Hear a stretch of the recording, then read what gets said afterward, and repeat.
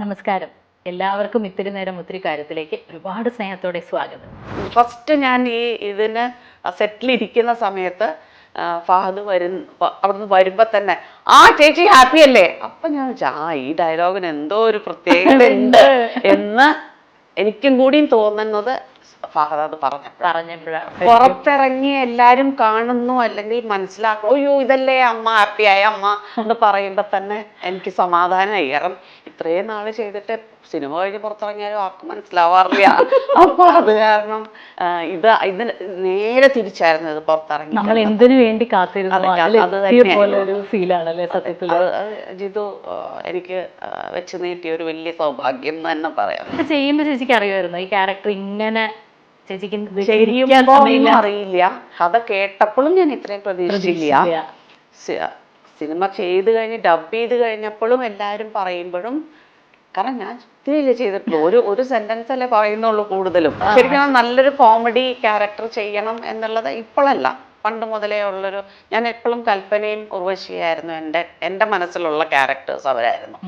അപ്പോൾ എന്നെ സംബന്ധിച്ചിടത്തോളം ഏറ്റവും നല്ല എന്ത് തരത്തിലുള്ള റോളുകൾ കൊടുത്താലും കൈകാര്യം ചെയ്യുന്ന രണ്ടുപേർ അവരായിരുന്നു. ഞാൻ ആഗ്രഹിച്ചെങ്കിലും എത്രയോ ആൾക്കാർ നന്നായിട്ട് അഭിനയിക്കുന്നവരുണ്ട്, പലർക്കും എത്താൻ പറ്റുന്നില്ലല്ലോ. അത് നോക്കുമ്പോൾ ഞാൻ ഇത്രയും ചെയ്യാൻ പറ്റിയത് തന്നെ എത്രയോ ഭാഗ്യ. എനിക്കിതുവരെ ആരോടും എന്നെ ഒന്ന് എടുക്കുമോ അല്ലെങ്കിൽ പറയേണ്ടി വന്നിട്ടുമില്ല. അപ്പം അതില്ലാതെ തന്നെ ഇത്രയും വരെ ചെയ്യാൻ പറ്റും. പിന്നെ ഇങ്ങനെ ഞാൻ അതിമോഹം അല്ലേ മറ്റേതൊക്കെ, അതൊന്നുമില്ല.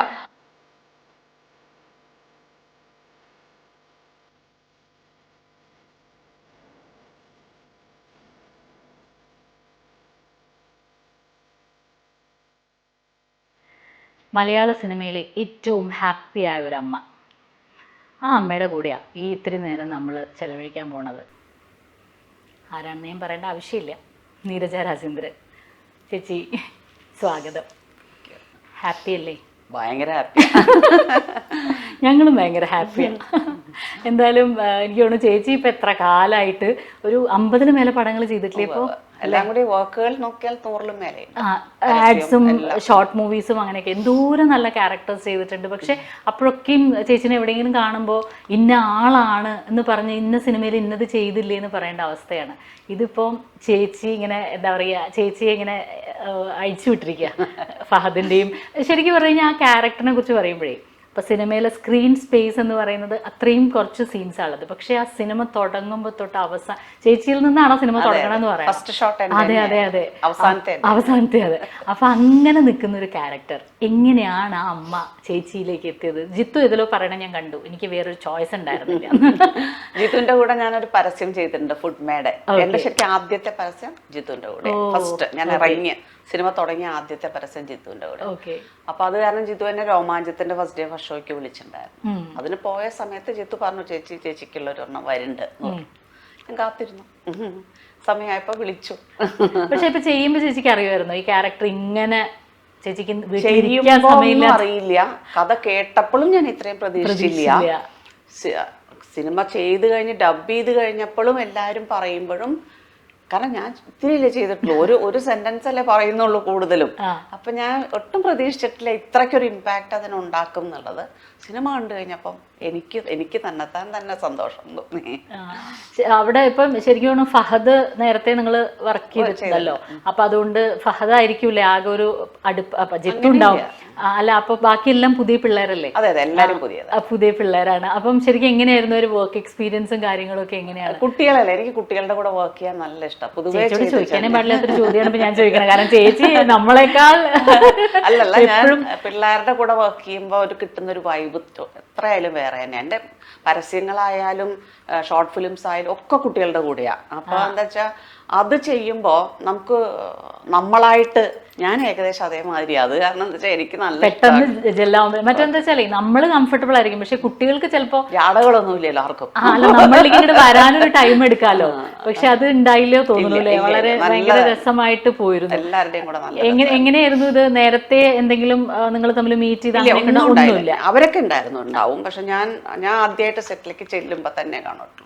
ഇനിയിപ്പോൾ പടമൊക്കെ ഇറങ്ങി കഴിഞ്ഞിട്ട് എപ്പോൾ മുതലാണ് ചേച്ചിക്ക് അറിഞ്ഞു തുടങ്ങിയത് യെസ് ഈ അമ്മ അങ്ങനെ ട്രെൻഡ് ചെയ്തുകൊണ്ടിരിക്കുകയാണ് എന്ന് അറിഞ്ഞു തുടങ്ങിയ ഒരു മൊമെന്റ് ഏതായിരിക്കും? പുറത്തിറങ്ങി എല്ലാരും കാണുന്നു അല്ലെങ്കിൽ മനസ്സിലാക്കണം, അയ്യോ ഇതല്ലേ അമ്മ, ഹാപ്പിയായ അമ്മ എന്ന് പറയുമ്പോ തന്നെ എനിക്ക് സമാധാനമായി. കാരണം ഇത്രയും നാള് ചെയ്തിട്ട് സിനിമ കഴിഞ്ഞ് പുറത്തിറങ്ങിയാലും ആർക്കും മനസ്സിലാവാറില്ല. അപ്പൊ അത് കാരണം ഇതിന് നേരെ തിരിച്ചായിരുന്നു ഇത് പുറത്തിറങ്ങി. നമ്മൾ എന്തിനു വേണ്ടി കാത്തിരുന്നു അതിലെത്തിയ പോലെ ഒരു ഫീലാണല്ലേ സത്യത്തില്. ജിതു എനിക്ക് വെച്ച് നീട്ടിയ ഒരു വലിയ സൗഭാഗ്യം എന്ന് തന്നെ പറയാം ശരിക്കും. കാരണം ഇപ്പൊ ചേച്ചിക്ക് സത്യം പറഞ്ഞ സമയമില്ല, ഇന്റർവ്യൂസിനോട് നടക്കുന്നു. ഇനിയിപ്പോ മുന്നോട്ട് ചെയ്തു പോകുമ്പോ ചേച്ചി എങ്ങനെയായിരിക്കും ഇപ്പൊ ക്യാരക്ടേഴ്സിന്റെ കാര്യത്തിലൊക്കെ? എന്താ പറയാ, എല്ലാം പഴയ പോലെ തന്നെ? അങ്ങനെയൊന്നുമില്ല, എനിക്കൊരു വ്യത്യാസമൊന്നും വരാൻ പോണില്ല. ഞാൻ അതൊക്കെ തന്നെ, എന്നെ മാറ്റാൻ പറ്റിയിട്ടില്ല. അല്ല അങ്ങനെയൊന്നും മാറില്ല. ജന്മനാ ഉള്ളൊരു നമ്മുടെ ഒരു ക്യാരക്ടർ ഉണ്ടല്ലോ അല്ലെ, അതൊന്നും മാറാതെ നമുക്ക് വരുന്നത് ചെയ്യാം, അത്ര തന്നെ ഉള്ളൂ. എനിക്കിപ്പോ അത്രയ്ക്ക് ചൂസ് ചെയ്യാൻ പാകത്തിന് ഞാൻ വലിയ ആളൊന്നും അല്ല. അല്ല സാധാരണ ചിലരേ ആ ഒരു ഇത് കിട്ടിക്കഴിഞ്ഞാൽ പിന്നെ ഇനി ഞാൻ കുറച്ച് അങ്ങനത്തെ ഒന്നുമില്ല. നീരജ് ചേച്ചി അല്ല ഇപ്പൊ ഞാൻ ചോദിക്കട്ടെ ചേച്ചി, അപ്പൊ ആവേശത്തിന്റെ കൂടുതൽ കാര്യങ്ങളിലേക്ക് ചോദിക്കാത്ത എന്താ വെച്ചാൽ എല്ലാവരും ചോദിക്കുന്നു, അതുകൊണ്ട് ഞാൻ വേറെ കാര്യങ്ങളിലേക്ക് പോകുന്നതേ ഉള്ളൂ. ഇപ്പൊ ചേച്ചിയുടെ ഒരു ബാക്ക്ഗ്രൗണ്ട് എന്ന് പറഞ്ഞു കഴിഞ്ഞാൽ കുറച്ചും കൂടി അക്കാഡമിക് ആയിട്ടുള്ള ഒരു ബാക്ക്ഗ്രൗണ്ട് ആണ്. അല്ല ശരിക്കും അച്ഛന്റെ ഒക്കെ ഒരു അതൊക്കെ അങ്ങനെയാണ്, എല്ലാവരും അതെ. പിന്നെ അതെ, കൂടുതലും വീട്ടിലെ ടീച്ചേഴ്സ് ആണ്. പിന്നെ നിങ്ങളുടെ ഒരു ലൈഫ് നേരത്തെ ഉണ്ടായിരുന്നത് നിങ്ങൾ പുറത്തൊക്കെ ജീവിച്ചിട്ടുള്ള ആളുകളാണ്.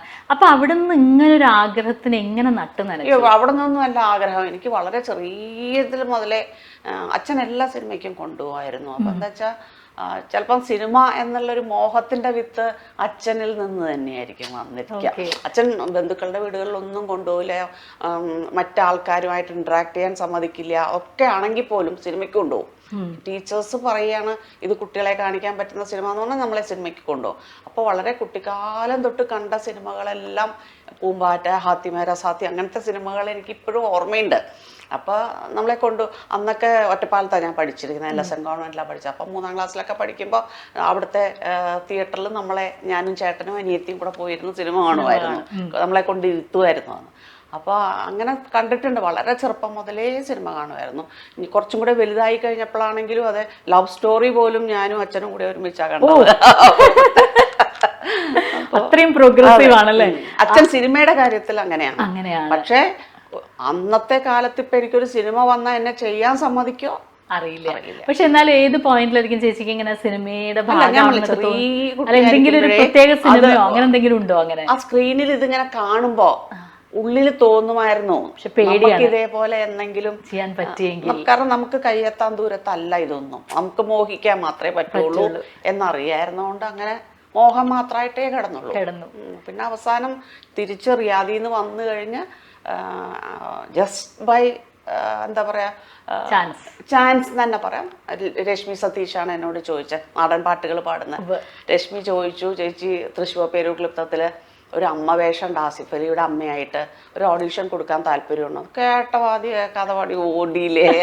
ഓഡീഷനൊന്നും വേണ്ടി വന്നില്ല. ഞാൻ അവിടെ ചെന്ന് ഇങ്ങനെ ഡോറ് തുറന്നിട്ടിട്ടുണ്ടായിരുന്നു. ഞാനിങ്ങനെ കയറി വരുമ്പം റഫീഖും രതീഷും നിൽക്കുന്നുണ്ടായിരുന്നു. കണ്ടു കഴിഞ്ഞു, ചേച്ചി സെലക്റ്റഡ് എന്ന് പറഞ്ഞു. അത്ര ഈസി. അപ്പം അതിന് മുന്നേ ഒരു കാര്യം ചോദിക്കട്ടെ, ഇപ്പൊ ഈ ഒരു ആഗ്രഹം വെച്ചുകൊണ്ട് ചേച്ചിയുടെ ഒരു ലൈഫായിട്ട് പോകുന്നു, രാജേട്ടൻ ലൈഫിലേക്ക് വരുന്നു, നിങ്ങളുടെ അവിടുത്തെ ഒരു ജീവിതം, കുട്ടികളുടെ പഠിത്തം, കാര്യങ്ങളൊക്കെ ആയിട്ട് നിങ്ങൾ മുന്നോട്ട് പോകണം. പക്ഷെ എന്തുകൊണ്ടോ ചേച്ചിക്ക് കണ്ടറിഞ്ഞ് തന്ന പോലെയാണ് ചേച്ചിയുടെ മറ്റേ മറുപാതി അല്ലേ? ശരിക്കും ഇപ്പൊ ഈ പടം ഇറങ്ങിയിട്ട് പോലും കാണുമ്പോ ചേച്ചിക്ക് പോരാ എക്സൈറ്റ്മെന്റ്. എനിക്ക് അത്രയും കണ്ട് കിട്ടിയില്ല. പക്ഷെ രാജേട്ടന്റെ എക്സൈറ്റ്മെന്റ് ആണ് എക്സൈറ്റ്മെന്റ്. കാരണം നീരജയ്ക്ക് അത് കാരണം എന്താ അറിയോ, നീരജ അത്രയും അത് വേണമായിരുന്നു നീരജയ്ക്ക് എന്നൊക്കെ പറഞ്ഞ് ഭയങ്കര ഫോട്ടോസ് ഇടുന്നു. അപ്പൊ രാജേട്ടനോട് തന്നെ പ്രൊമോട്ട് ചെയ്യണം. അതെ സത്യം. രാജേട്ടനോട് അപ്പൊ ആ സമയത്ത് എപ്പോഴെങ്കിലും പറഞ്ഞിട്ടുണ്ടോ സത്യത്തിൽ ഇങ്ങനെ ആഗ്രഹം ഉണ്ട് എപ്പോഴെങ്കിലും പറഞ്ഞിട്ടുണ്ടോ? നമ്മൾ ഏകദേശം അറിയാലോ. ഈവൻ കുട്ടികളാണെങ്കിലും നമുക്ക് കുട്ടിക്കാലത്തെ അവരിലുള്ളൊരു കാലിബർ നമുക്ക് മനസ്സിലാവും. ചെറിയ കുട്ടികളായിരിക്കുമ്പോൾ തന്നെ. അപ്പൊ ഞാൻ ഇവരോട് പറയാണ്ട് സബ്ജക്റ്റ് ഒന്നും പഠിച്ചിട്ടൊന്നും ഒരു കാര്യമില്ല. നമ്മളൊക്കെ സയൻസ് പഠിക്കണം, അല്ലെങ്കിൽ കണക്ക് പഠിക്കണം, നമ്മൾ അതേ ഇതിലേക്ക് മുന്നോട്ട് പോകണമെങ്കിൽ കാര്യമുണ്ട്. അതല്ലെങ്കിൽ നമുക്ക് ജീവിതത്തിൽ കുറേയും കൂടിയും ഓക്കെ കലാക്ഷേത്രയെ പോലെ പോയി പഠിക്കണോ, നമുക്ക് എന്തെല്ലാം സബ്ജക്ട് അങ്ങനത്തെ പഠിക്കാം.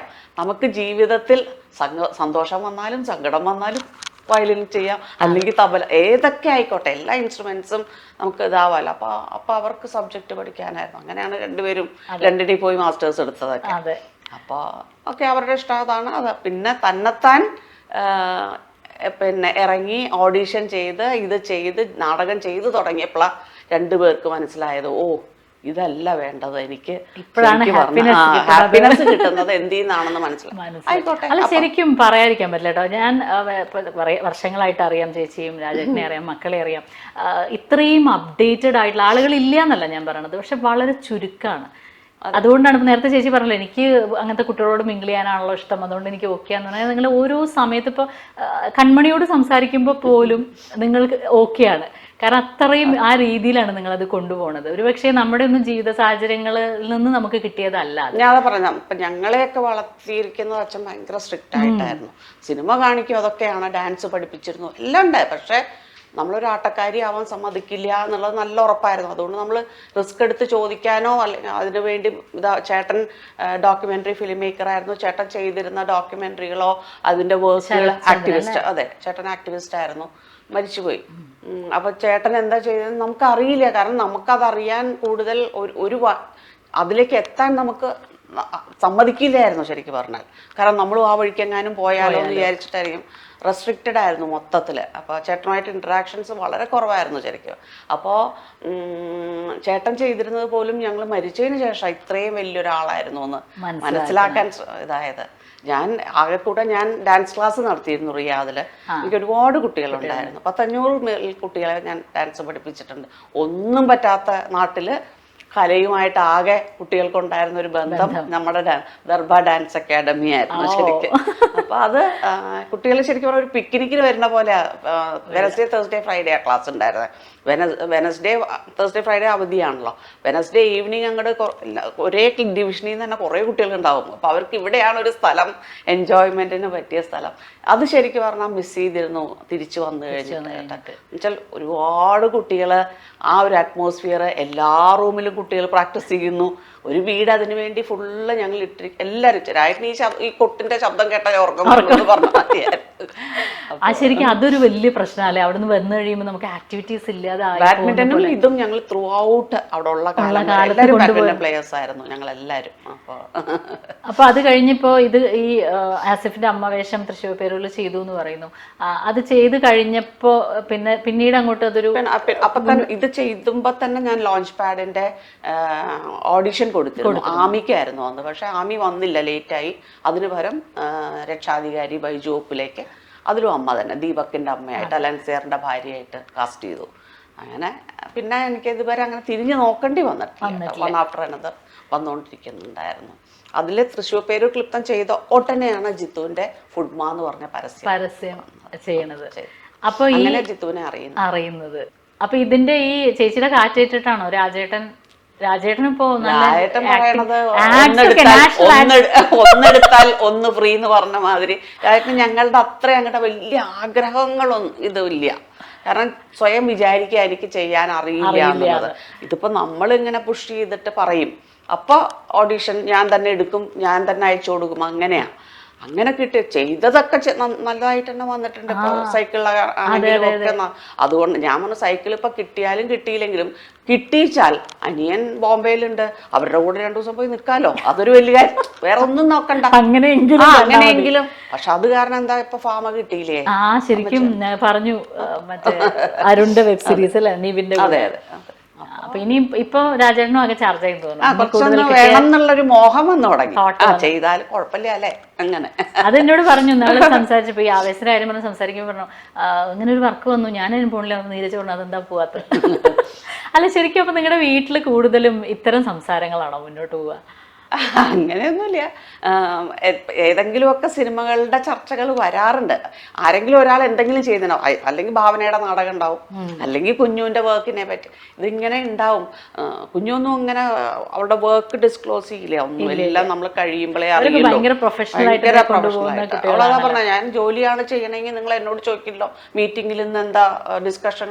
ഇതെന്റെ ജോലിയാണ്, നിങ്ങൾ അതിനെപ്പറ്റി അറിയേണ്ട കാര്യമില്ല. ചെയ്യണ്ടെന്നുള്ളത് പറയും, ഇതാണ് ചെയ്യണേ എന്ന് പറയും. സിനിമ തുടങ്ങുന്നതിന് മുമ്പ് വന്ന് ദക്ഷിണ തന്ന് കാലിൽ തൊട്ട് പോവും. എല്ലാം അങ്ങനെയാട്ടെ. ഇതുവരെയും അങ്ങനെ അവൾ ചെയ്തിരിക്കണേ. മറ്റേ ആളും ഇതുപോലെ നാടകങ്ങൾ. പക്ഷെ മറ്റേ ആളെല്ലാം പറഞ്ഞുകൊണ്ടേയിരിക്കും. കുറേയും കൂടിയും അപ് ടു ഡേറ്റ് ആയിട്ട് പറയുന്നതും ഭാവനയാണ്. എനിക്ക് തോന്നുന്നു ദർശന കുഞ്ഞു അല്ലെ ഈ ബാക്കി കാര്യങ്ങളൊക്കെ, അതായത് ഇപ്പൊ വർക്ക് അവനവൻ ചെയ്യേണ്ട വർക്ക് ബെസ്റ്റ് ആയിട്ട് ചെയ്യാം, ബാക്കി അപ്ഡേറ്റ് ചെയ്യല്, എക്സ്പോഷർ ഇത് ഇത്തിരി മിനിമൽ ആയിട്ട് വെക്കാൻ ആളാന്ന് തോന്നുന്നു. വളരെ മിനിമലാണ്. അങ്ങനെ എന്താ പറയാ, നമ്മളായിട്ട് വിളിച്ചു പോകേണ്ട കാര്യമൊന്നുമില്ല. നമ്മുടെ വർക്ക് സംസാരിച്ചോളും. നമ്മൾ എന്തിനാ ഇതിങ്ങനെ പറഞ്ഞു, എന്നോടും പറയാറുണ്ട്, നിങ്ങൾ എന്തിനാ ഇതിങ്ങനെ എല്ലാം പോസ്റ്റ് ചെയ്തോണ്ടിരിക്കുക. അപ്പൊ ഞാൻ നിനക്കതിന്റെ ആവശ്യമില്ല, പക്ഷെ എനിക്കൊക്കെ അല്ലാണ്ട് ആരറിയാനാ, ഒരെണ്ണം ഇട്ടാ തന്നെ ആരും കാണില്ല, പിന്നെ വേണ്ടേ. അപ്പൊ ഇപ്പൊ പ്രത്യേകിച്ചും എന്താ വെച്ച് കഴിഞ്ഞാൽ ഇതിന് പിന്നെയും മറ്റുള്ളവരൊക്കെ ഇടുന്നുണ്ട് കേട്ടോ. പക്ഷേ മോള് ഇതിനിട്ട ടച്ചിങ് ആയിരുന്നു പോസ്റ്റ് ആദ്യമായിട്ട്. ശരിക്കും ആ ഫോട്ടോ എടുത്തിട്ട് 2 കൊല്ലായി. ഇതുവരെ ഞാൻ അവിടെ ചെറിയൊരു ഫോട്ടോ ഇതിന്റെ വെച്ചിട്ടുണ്ട്, ലാമിനേറ്റ് ചെയ്തിട്ട്. അപ്പോ ഇവളോട് ചോദിക്കും, ഇതിന്റെ ഒരു കോപ്പി തരില്ലായിരുന്നു. റൈറ്റ് ടൈം ഇപ്പഴാ വന്നേ, അതുകൊണ്ടാണ് ആ ഫോട്ടോ. ഞങ്ങളിപ്പോൾ ആ ഫോട്ടോകൾ കാണുന്ന അല്ലെങ്കിൽ 2 കൊല്ലായി. അപ്പൊ അങ്ങനെ നോക്കുമ്പോഴും ഈ ക്യാരക്ടർ സ്പെഷ്യലാണ്. അതെ, അപ്പൊ അവള് പറഞ്ഞ അത്രയും സ്പെഷ്യൽ ആയതുകൊണ്ടല്ലേ ഇതാണ് റൈറ്റ് ടൈം. ഈ ക്യാരക്ടർ ചെയ്തിട്ട് ഇപ്പം ആക്സെപ്റ്റൻസ് ഒരു സൈഡിലുണ്ട്, അതല്ലാതെ ചേച്ചിക്ക് ഏറ്റവും ഭയങ്കര സ്വീറ്റായി ഇപ്പം മോളുടെ പോസ്റ്റ് ഓഫ് കോഴ്സ് ആയിരിക്കും, കാരണം ചെയ്യാത്ത ആൾക്കാർ ചെയ്യുമ്പോൾ അതിനൊരു മധുരം കൂടും. അതല്ലാതെ വേറെ പുറത്തുനിന്നുള്ള റെസ്പോൺസുകളിൽ ഭയങ്കര സ്പെഷ്യൽ ആയത് ഇന്ന് രാവിലെ ലിജിൻ വിളിച്ചിരുന്നു, ലിജിൻ ജോസ് വിളിച്ചിട്ടുണ്ടായിരുന്നു. അതൊരു വലിയ സ്പെഷ്യലാണ്. കാരണം ഡയറക്ടേഴ്സ് വിളിക്കുക, കണ്ടിട്ട് വിളിക്കുക എന്ന് പറയുന്നത്. സിനിമയിൽ അഭിനയിക്കുന്ന ഒരുപാട് പേര് വിളിച്ചു കേട്ടോ, ഒരുപാട് പേര് വിളിച്ചു. വേണുഗോപാലിന്റെ മോനൊക്കെ വിളിച്ചിട്ടുണ്ടായിരുന്നു എന്നെ. അപ്പൊ അല്ല, എണ്ണം അങ്ങനെ പറയാം, ഒരുപാട് പേര് വിളിച്ചിട്ടുണ്ടായിരുന്നു. കുറേ പേര് അവർക്ക് ഈ സിനിമയുമായിട്ട് അവരുടെ അമ്മ അല്ലെങ്കിൽ അവരുടെ ഫ്രണ്ടിന്റെ അമ്മയായിട്ട് ഒക്കെ കണക്ട് ചെയ്യാൻ പറ്റണമെന്ന് പറഞ്ഞിട്ട് അവരുടെയൊക്കെ കഥകൾ വിളിച്ച് പറയാറുണ്ട്.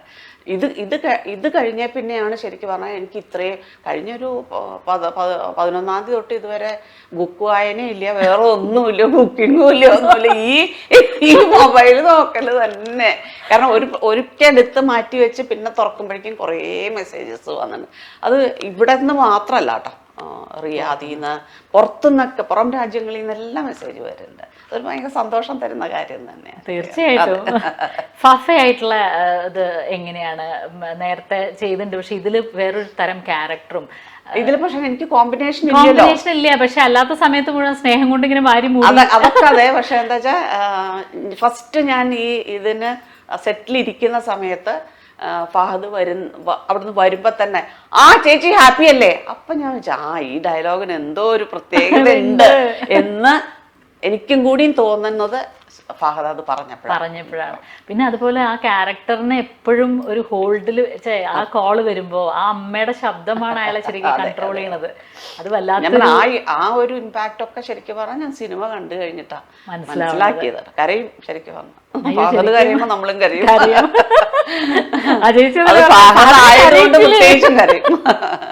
അന്ന് ചേച്ചി പറഞ്ഞല്ലോ അപ്പൊ അതിനെ കരയിച്ചില്ലേ. അല്ല ശരിക്കും അത് ചില ക്യാരക്ടേഴ്സ് നമുക്ക് അങ്ങനെ ഭാഗ്യാലേ.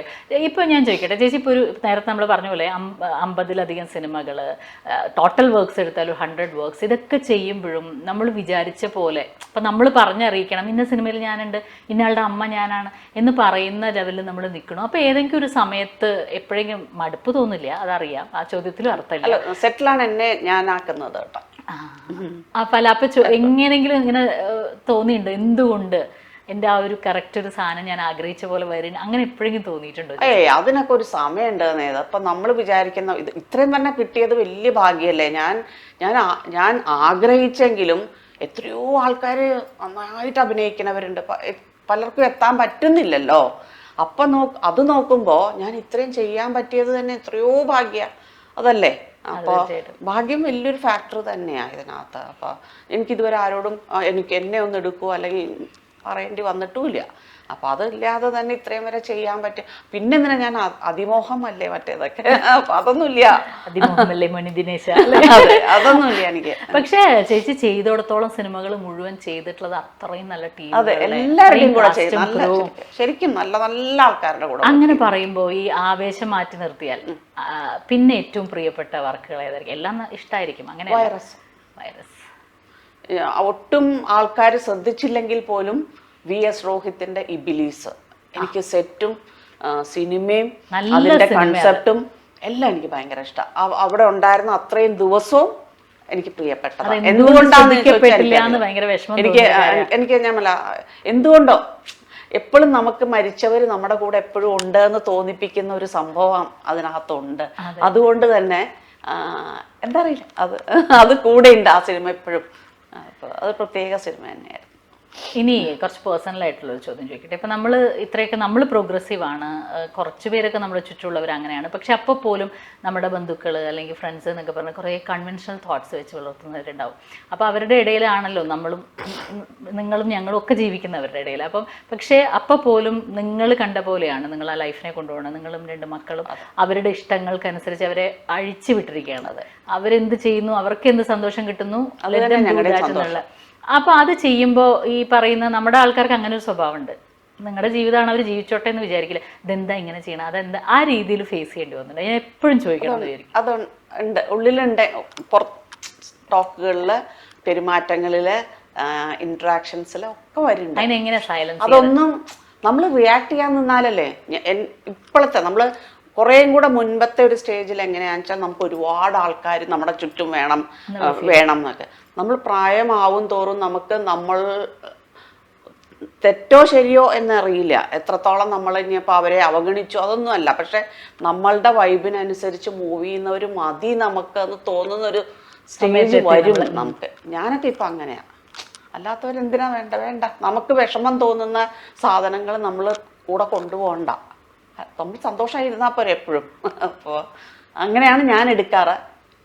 ചുറ്റുവട്ടവും അതേപോലെ, ബന്ധുക്കളായാലും കൂട്ടുകാരായാലും എല്ലാം ഞാൻ ഇപ്പം അങ്ങനെ. കാരണം എന്ന് വെച്ച് കഴിഞ്ഞാൽ പല തരത്തിലും നമ്മളെ ബുദ്ധിമുട്ടിക്കാൻ പാകത്തിന് ഇപ്പം മീഡിയ ഉണ്ട്. എല്ലാ തരത്തിലും, ഫോണായാലും മൊബൈലായാലും പിന്നെ ലാൻഡ് ഫോണായാലും അല്ലാത്ത ഇതൊക്കെ ആയാലും ഉണ്ട്. പണ്ടൊന്നും ഇത്രയില്ല. ഒരാൾ വന്നു അല്ലെങ്കിൽ ബന്ധുക്കളുടെ വീട്ടിൽ പോയി അല്ലെങ്കിൽ കൂട്ടുകാരുടെ വീട്ടിൽ പോയി അല്ലെങ്കിൽ എവിടെയെങ്കിലും കല്യാണങ്ങൾക്ക് പോകലും കുറവാണ്. ഞാൻ പൊതുവേ ഇപ്പോൾ പറ്റാറില്ല. അപ്പോൾ അതുകൊണ്ട് ആ ഇൻട്രാക്ഷൻസ് എല്ലാം കുറഞ്ഞു. ഇപ്പം എന്താ പറയുക, നമ്മൾ ഇങ്ങനെ എന്താ പറയുക മുന്നോട്ട് പോകും തോറും അപ്ഡേറ്റഡ് ആയിട്ട് ഇരിക്കാൻ പറ്റുന്നത് നമ്മൾ വരുന്ന തലമുറയെ പോലെ ചിന്തിക്കുന്നതും കൊണ്ടും കൂടിയാണ്. അതെ, നമ്മൾ കഴിഞ്ഞ് പഠിച്ചു വെച്ചതല്ല നമ്മൾ കൊണ്ടു നടക്കുന്നത്. നമ്മളെ തന്നെ കറക്റ്റ് ചെയ്യുന്നുണ്ട്. അത്തരത്തിൽ നോക്കിയാൽ ഭാവനയിൽ നിന്നും ദർശനയിൽ നിന്നും പഠിച്ചെടുത്തിട്ടുള്ളത് എന്തായിരിക്കും മക്കളിൽ നിന്ന്? ശരിക്കും പറഞ്ഞാൽ അവര് തന്നെയാണ് കൂടുതൽ. ഇപ്പം നമ്മൾ നേരിട്ട് കാണുന്നതിൽ തന്നെയാണ് നമ്മുടെ പ്രകൃതിയിലായാലും ഒക്കെ നമ്മുടെ ഗുരു എന്ന് പറയുന്നത്. ചുറ്റും കൺതുറന്ന് നോക്കിയാൽ അതുപോലെ തന്നെയാണ് ഇവര്. മറ്റുള്ളവരെ പറ്റി ഒരു കുറ്റം പറയുക, ആവശ്യമില്ലാത്ത സംസാരിക്കുക, ഇതൊന്നും ഇവർ രണ്ടുപേരും ഇല്ല. പലപ്പോഴും ഞാൻ സ്വയം ഇരുന്നിട്ട് ആലോചിക്കാറുണ്ട്, ഇവരുടെ പോലെ ആവുകയാണെങ്കിൽ എത്ര നല്ലതായിരുന്നു. പക്ഷെ പറ്റാറില്ല. അപ്പോൾ എനിക്കൊക്കെ പെട്ടെന്ന് വിഷമവും വരും, എക്സൈറ്റഡ് ആവാം. ഇപ്പം ദർശനമൊന്നും ഞാൻ ഒരിക്കലും കണ്ടിട്ടില്ല. അവർ എപ്പോഴും ഒരേ ഭാവത്തിലാണ്. ഇപ്പം ഇന്നലെ തന്നെ ഞാൻ ഇതിന് മറ്റേ തിയേറ്റർ വിസിറ്റ്സിന് പോകുന്ന സമയത്ത് ഭാവന എന്നെ വിളിച്ചിട്ടുണ്ടായിരുന്നു. അമ്മ അവരാണ് എക്സൈറ്റഡ്, കാണുന്നവരാണ് എക്സൈറ്റഡ്, അമ്മയാണല്ലോ അതിനകത്ത് എക്സൈറ്റഡ് ആയിട്ടിരിക്കണേന്ന്. അപ്പം ഞാൻ പറഞ്ഞു, എനിക്ക് ഈ പാട്ട് കേട്ടിട്ട് തുള്ളാതിരിക്കാൻ എനിക്ക് അറിഞ്ഞൂടാ. അപ്പോൾ ഇപ്പം പാട്ടിട്ടാലും ഞാൻ തുള്ളും. അപ്പോൾ അത് ഉണ്ട്, എൻ്റെ കയ്യിലുണ്ടത്. അപ്പോൾ അതിന് പ്രായവും ഇതൊന്നുമല്ല, അത് എൻ്റെ സ്വഭാവത്തിൻ്റെ ഭാഗം തന്നെയാണ്. അപ്പോൾ അവൾ പറഞ്ഞു, അത് വേണ്ടാമ, കുറച്ചിട്ട് കാണുന്നവരെന്ത് വിചാരിക്കുന്നു. ഞാൻ എപ്പോഴും ചേച്ചിയെ കാണുമ്പോൾ നേരത്തെ പറഞ്ഞ ഈ ഫുള്ളി എക്സൈറ്റഡ് ആയിട്ട് ഫുള്ളി ചാർജ്ഡാണ് നമ്മളെപ്പോൾ കാണുമ്പോഴും.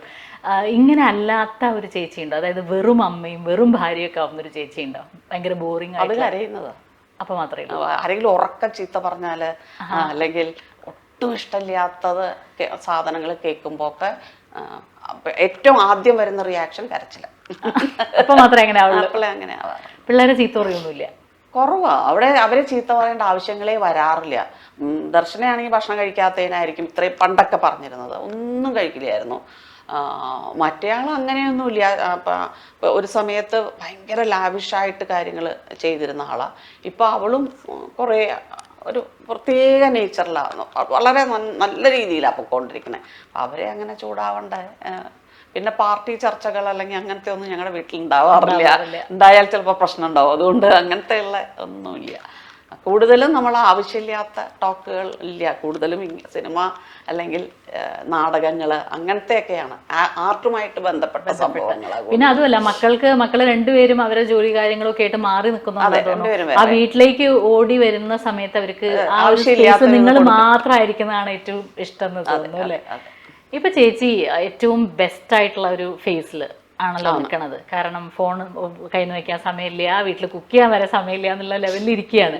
അത് നമുക്ക് എല്ലാവരും ആഗ്രഹിക്കുന്ന ഒരു കലയിൽ വന്നു കഴിഞ്ഞാൽ നമ്മൾ ഏറ്റവും ആഗ്രഹിക്കുന്ന ഒരു സ്പേസ് ആണത്. ഇങ്ങനെ ഇരിക്കുമ്പോൾ ചിലപ്പോൾ ആഗ്രഹങ്ങൾ വളർന്നിട്ടുണ്ടോ അങ്ങനെ കൂടുതൽ ഇനി കുറച്ചും കൂടി ഇങ്ങനത്തെ ചെയ്യണം അങ്ങനത്തെ എന്തെങ്കിലുമൊക്കെ തോട്ട്സിലേക്ക് പോകാൻ പറ്റിയാൽ തന്നെ ഭാഗ്യം എന്നേ ഞാൻ പറയുന്നുള്ളൂ. അല്ല അങ്ങനെ തോന്നുന്നില്ലേ ചേച്ചിക്ക് ഇപ്പൊ? ശരിക്കും നല്ലൊരു കോമഡി ക്യാരക്ടർ ചെയ്യണം എന്നുള്ളത് ഇപ്പോഴല്ല, പണ്ട് മുതലേ ഉള്ളൊരു, ഞാൻ എപ്പോഴും കൽപ്പനയും ഉർവശിയായിരുന്നു എൻ്റെ മനസ്സിലുള്ള ക്യാരക്ടേഴ്സ് അവരായിരുന്നു. അപ്പോൾ എന്നെ സംബന്ധിച്ചിടത്തോളം ഏറ്റവും നല്ല എന്ത് തരത്തിലുള്ള റോളുകൾ കൊടുത്താലും കൈകാര്യം ചെയ്യുന്ന രണ്ടുപേർ അവരായിരുന്നു. അപ്പോൾ ഇനിയിപ്പോൾ കൽപ്പന നമുക്കൊരു സ്വപ്നം മാത്രമായി. ഉർവശിയുണ്ട്, എപ്പോഴെങ്കിലും ഒരു സിനിമ എനിക്ക് ഉർവശിയുടെ കൂടെ ചെയ്യണം എന്നുണ്ട് ശരിക്കും പറയാം. ഓർ ഉർവശിയുടെ പോലത്തെ ഒരു ക്യാരക്ടർ ചെയ്യണം എന്ന് ആഗ്രഹമുണ്ട്. സങ്കടമുള്ളതല്ല, സന്തോഷമുള്ളത് ഫുൾ. അല്ല അതിപ്പോ നമുക്ക് ചെയ്യാൻ പറ്റുമോ എന്നൊന്നും അറിയില്ല. ഡ്രീം ചെയ്യാനിപ്പോ എന്താ കുഴപ്പം? സ്വപ്നം കാണലാണല്ലോ നമ്മളെ വലുതാക്കണേ. അപ്പൊ സ്വപ്നം കാണാം. പിന്നെ ഞാൻ ചോദിക്കട്ടെ, ഇപ്പൊ സ്ഥിരമായിട്ട് നമ്മൾ കാണുന്ന നീരജ് ചേച്ചിക്ക് ഒരു സർട്ടൻ ഒരു സ്റ്റീരിയോ ടൈപ്പ് ഒരു അമ്മ ലുക്ക് വൈസാണ് ഞാൻ പറയണത്. അപ്പൊ അതിന്നൊക്കെ മാറിയിട്ട് ബ്രേക്ക് ചെയ്ത് അയ്യോ ഇത് അവരാണോ എന്ന് ചോദിക്കണം, അങ്ങനെ ചെയ്യണം തോന്നാറുണ്ടോ? പിന്നെ എനിക്ക് മുടിയൊക്കെ ഒന്ന് ബോബ് ചെയ്തിട്ട് നല്ല സ്റ്റൈലില് സുകുമാരിയമ്മയൊക്കെ നടന്നിരുന്ന പോലെ ഉണ്ട്, മോഹമൊക്കെ ഉണ്ട്. സിനിമാക്കാരെ കേൾക്കുന്നുണ്ടോ? നല്ല മോഹമുണ്ട്. നിങ്ങളിത് കേൾക്കുക. പണ്ട് മുതലേ കല്യാണം കഴിച്ചതേ മുടി കണ്ടിട്ടാരായിട്ട്. പണ്ട് ഈ രണ്ട് ഭാഗവും ഇങ്ങനെ പിന്നിട്ടിട്ട് തുളസി തറയിൽ വിളക്ക് വെക്കാൻ വെക്കുമ്പോ അപ്പുറത്തെ വീട്ടിലാണ് അവരുടെ ചേച്ചി താമസിക്കുന്നത്. അതെ, അപ്പൊ അപ്പുറത്തെ വീട്ടിലാണ് ഉണ്ടായിരുന്നത്.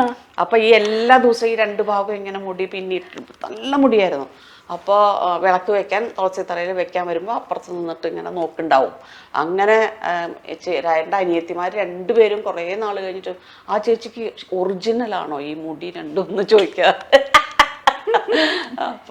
അപ്പോൾ മുടി അന്ന് മുതലേ ഇങ്ങനെ ഉണ്ട്. അപ്പൊ പിന്നെ അത് വെട്ടാൻ അനിയത്തിയുടെ ആണെങ്കിൽ മുടി വെട്ടാറുണ്ട് എപ്പോഴും, എൻ്റെ മുടി വെട്ടില്ല. അപ്പോൾ പണ്ടൊക്കെ ബാർബർ വരുമ്പോൾ ഞാൻ ഓടിച്ചെന്നിരിക്കും, അയ്യോ വീട്ടുകാരോട് ചോദിക്കൂന്ന് പറയും, എന്നിട്ട് മുടി വെട്ടാം. പണ്ടൊക്കെ ബാർബർ വീട്ടിൽ വരും, സമ്മതിച്ചിട്ടില്ല എൻ്റെ മുടി വെട്ട. ഞാൻ വെട്ടും. അതല്ല ആലോചിച്ചത്, എന്റെ മനസ്സിലെ രാജേട്ടൻ ഭയങ്കര ഭക്തനാണ്. ഈ വിളക്ക് കൊളുത്തുന്ന പെൺകുട്ടിയെ നോക്കി നോക്കിയാണോ ഭക്തി ഉണ്ടായതെന്ന് എനിക്ക് അങ്ങനെയില്ല. അങ്ങനെയൊന്നുമില്ല, അതൊക്കെ ഉള്ളിലുള്ളതാണല്ലോ എല്ലാവരുടെയും. അപ്പൊ എന്തായാലും ഇപ്പൊ മൊത്തം കുടുംബം സിനിമാ കുടുംബമായി ഫുൾ പാക്കേജ് ആയില്ലേ രാജേട്ടനും കൂടി വന്നപ്പം. അപ്പോ ചേച്ചിയുടെ ജേണിയും രാജേട്ടനും അതെ നമ്മൾ കൂടുതൽ സ്പേസിലൊക്കെ കണ്ട് രാജേട്ടൻ്റെ കൂടി ഇങ്ങനെ ഇരിക്കാൻ പറ്റട്ടെ വെരി സൂൺ. അപ്പം അച്ഛനും അമ്മയും മക്കളും നിങ്ങളുടെ ഒരു ലൈഫ് സ്റ്റൈലും ഭയങ്കര ഹാപ്പിനെസ്സും ഒക്കെ കൂടുതൽ സ്പ്രെഡ് ചെയ്ത് ഞങ്ങളെയൊക്കെ ഇങ്ങനെ കൂടുതൽ നല്ലവരാക്കി ചേച്ചിയുടെ ജേർണി മുന്നോട്ട് പോട്ടെ. താങ്ക് യു സോ മച്ച് ചേച്ചി, ഇത്രയും തിരക്കിൽ ഈ ഒരു സമയം എനിക്ക് വേണ്ടി തന്നത്. Thank you so much. കുറെ കാലം കൊണ്ട് ആഗ്രഹിക്കുന്നു. അതെ, പക്ഷെ ഇതാണ് റൈറ്റ് ടൈം. അതാണ്. Thank you. അപ്പൊ നമുക്ക് വീണ്ടും അടുത്ത ആഴ്ച കാണാം കേട്ടോ.